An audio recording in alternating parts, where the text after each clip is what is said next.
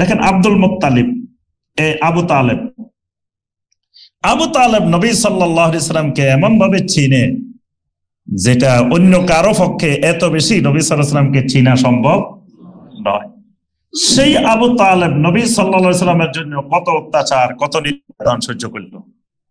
এমনকি যেদিন আবু লাহাবের স্ত্রী এই দুষ্ট মহিলা হাম্মালাতাল হাতাব, আল্লাহ পাক কোরআনে ওই দুষ্ট মহিলার পরিচয় দিয়েছেন, হাম্মালাতাল হাতাব ফি জিদিহা হাবলুম মিন মাসাদ।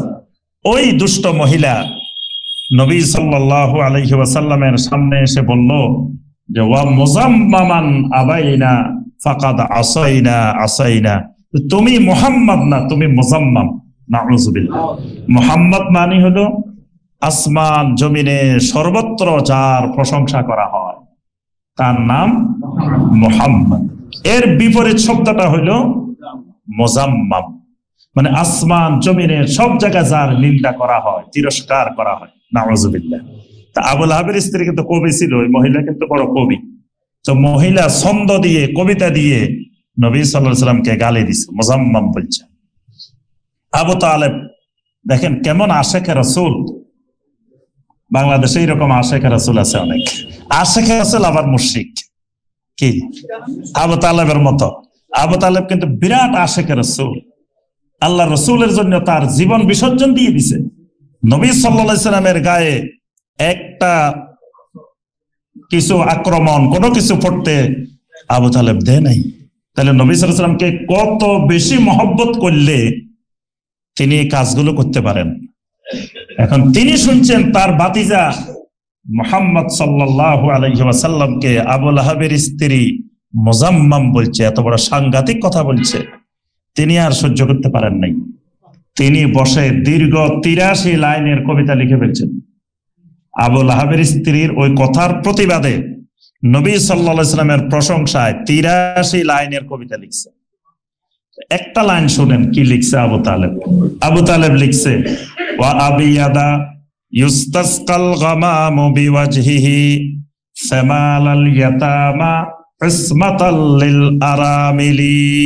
এইভাবে 83 লাইন এক ছন্দে লিখে ফেলছে। তো এখানে আবু তালেব বলতেছে, ওয়া আবিয়াদা, দুনিয়ার মানুষ আমার ভাতিজা মুহাম্মাদের পরিচয় আমার থেকে শুনে নাও। প্রথম পরিচয়, ওয়া আবিয়াদা, আমার ভাতিজার চেহারাখানা একটা শুভ্র সুন্দর চেহারা। সুবহানাল্লাহ। আবিয়াদা মানে সাদা। আমার ভাতিজার চেহারাখানা এক সুন্দর দবদবে ফর্সা, আমার ভাতিজার এক সুন্দর চেহারার অধিকারী। ইউস্তাসকাল গামামু বিওয়াজহিহি, আমার ভাতিজা মুহাম্মাদের এই চেহারাখানা আল্লাহ রাব্বুল আলামিনের দিকে তুলে ধরা হইলে সাথে সাথে আল্লাহ রাব্বুল আলামিন বৃষ্টি নাজিল করেন। সামালাল ইয়াতামা, আমার ভাতিজার কাছে যদি দুনিয়ার কোন এতিম সন্তান, অসহায় এতিম যদি আমার ভাতিজার কাছে আসে, ওই ছেলেটা, ওই মেয়েটা তার বাবা হারানোর ব্যথা, মা হারানোর ব্যথা ভুলে যায়। ইসমাতাল লিল আরামিলি, দুনিয়ার অভাবী নির্যাতিত কোন মানুষ যদি আমার ভাতিজার কাছে আসে, সে তার দুনিয়ার সব নির্যাতন, সব জুলুম সব ভুলে যায়। নিরাপদ আশ্রয়স্থল আমার ভাতিজা মুহাম্মদ সাল্লাল্লাহু আলাইহি ওয়াসাল্লাম। এভাবে আপনি যদি 83 লাইন শুনেন, চোখের পানি ধরে রাখতে পারবেন না। এত প্রশংসা করেছেন আবু তালেব। তাহলে এই প্রথম লাইনে দেখেন আল্লাহকে কেমন ভাবে বিশ্বাস করে। আল্লাহ যে বৃষ্টি নাজিল করে এটাও বিশ্বাস করে। আল্লাহ যে বৃষ্টি নাজিল করে এটাও সে বিশ্বাস করে। বিশ্বাস না করলে কি কবিতার মধ্যে এই কথা বলছেন? এবং সে নিজে দেখছে নবী সাল্লাল্লাহু আলাইহি ওয়াসাল্লাম শিশু অবস্থা, ছোট্ট অবস্থায় একবার আরবে বৃষ্টি হইতেছে না মক্কাতে, তখন আব্দুল মুত্তালিবের নেতৃত্বে এখানকার মানুষ সব বাইতুল্লাহর কাছে গিয়ে সমবেত হয়েছে, আল্লাহর কাছে বৃষ্টির জন্য দোয়া করছে। দোয়া করতে করতে বৃষ্টি হয় না, অনেকক্ষণ দোয়া হয়ে গেছে। আব্দুল মুত্তালিবের পাশেই নবী সাল্লাল্লাহু আলাইহি ওয়াসাল্লাম, শিশু মুহাম্মদ সাল্লাল্লাহু আলাইহি ওয়াসাল্লাম দাঁড়ানো।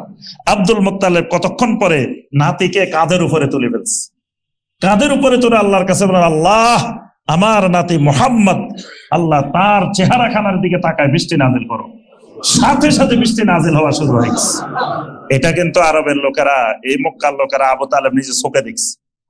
এই কারণে সে কবিতার মধ্যে লিখছে ইউস্তাসকাল গামামু বিওয়াজহিহি, আমার ভাতিজার চেহারাখানা আল্লাহর দিকে দিলে সাথে সাথে বৃষ্টি নাজিল হয়। আচ্ছা, এত কিছু জানলো, এত কিছু বুঝলো, মারা যাওয়ার সময় নবী সাল্লাল্লাহু আলাইহি ওয়াসাল্লাম গিয়ে বলেন, চাচা রে, ইয়া আম্মে কুল লা ইলাহা ইল্লাল্লাহ, চাচা আপনি খালি লা ইলাহা ইল্লাল্লাহ বলেন। মানে একেবারে জান্নাতের গেটে পৌঁছে গেছে, দরজায় পৌঁছে গেছে, খালি লা ইলাহা ইল্লাল্লাহ বলবো আর ঢুকে যাবো। এত বড় মহা সুযোগ, কিছু করা লাগবে না, খালি সে লা ইলাহা ইল্লাল্লাহর ঘোষণা দিবে আর জান্নাতে ঢুকে যাব। কিন্তু সে এই মুহূর্তে গিয়েও সে বলল, আনা আলা মিল্লাতে আব্দুল মুত্তালিব, আমি আমার বাপ দাদার মিল্লাতের উপরে আছি, আমি লা ইলাহা ইল্লাল্লাহ বলবো না।